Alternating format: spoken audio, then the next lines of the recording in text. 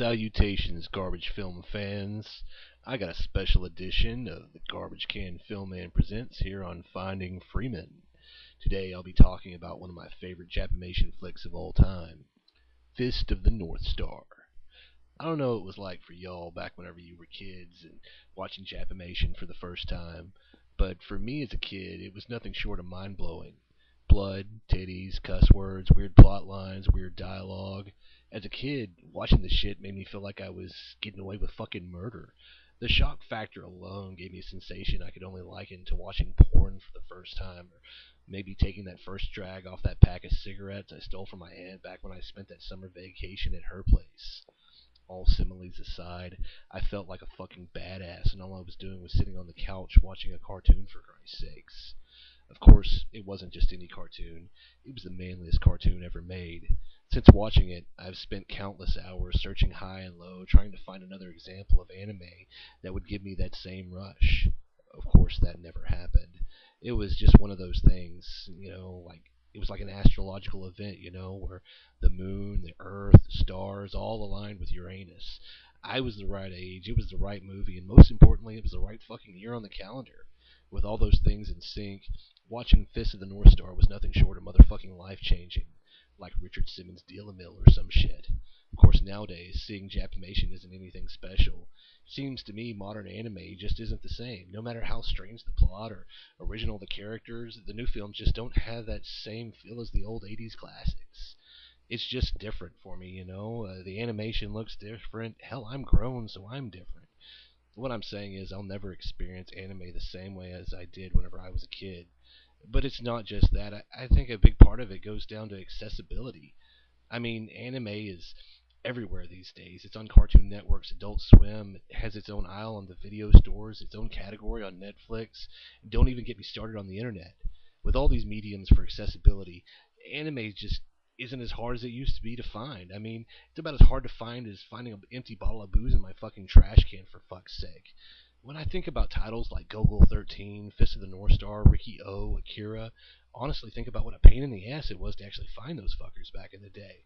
Or how I'd rent so many bad fucking movies and actually found one that I liked, and it was such a fucking victory. It was like I'd just beaten fucking Ninja Gaiden or fucking Metal Gear or some shit. In the 80s, anime had an almost exclusive market on sex and violence in the realm of cartoon features. As a child, I can remember watching these weird Japanese movies and feeling like I wasn't being talked down to. It was like they respected me more than their American animated counterparts. It's perhaps for this reason Japimation will always hold an important place to me in my heart.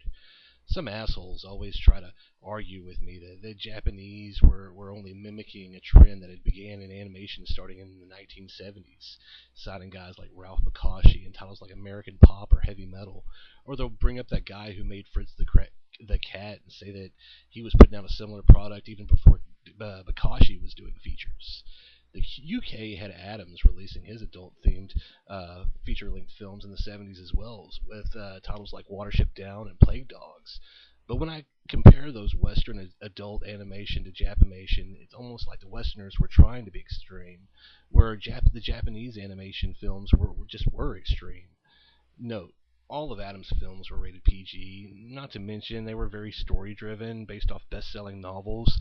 They just weren't like the other titles I named off. His movies just so happened to be animated because they were about animals, and the cinematic technology of the 1970s offered animation as the best medium for storytelling.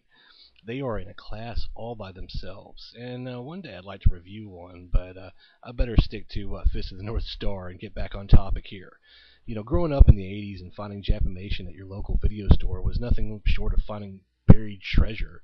Though it should be noted that at the time the Japanese had been producing moderately successful animated feature-length films for over 20 years. I think the inaccessibility was largely in part to the conservative nature of the 1980s, as well as growing up in the South, which had never been too keen on supporting exports anyway. Both those factors combined amounted to anime being pretty much for cult audiences only, at least in my neck of the woods. This really wasn't a bad thing. As a parent, I can honestly say you probably wouldn't want your kids watching this shit. But where there's a will, there's a way, and I certainly found a way, even back in the day. Come to think of it, I was prepubescent when I saw this thing the first time, making this possibly the first exploitation of experience of my life. Taking the liberty of speaking for most of my generation, I imagine I'm not alone in this regard. But enough about about Japimation, what Japimation means to me. I got a movie review to do, so let's twist the top on that sake, roll up some sushi rolls, scream bonsai at the top of our lungs, and watch some Japanese fucking animation. God damn, that sounded cheesy. Anyway, let's do it, Garbage Can Film Man style, guys.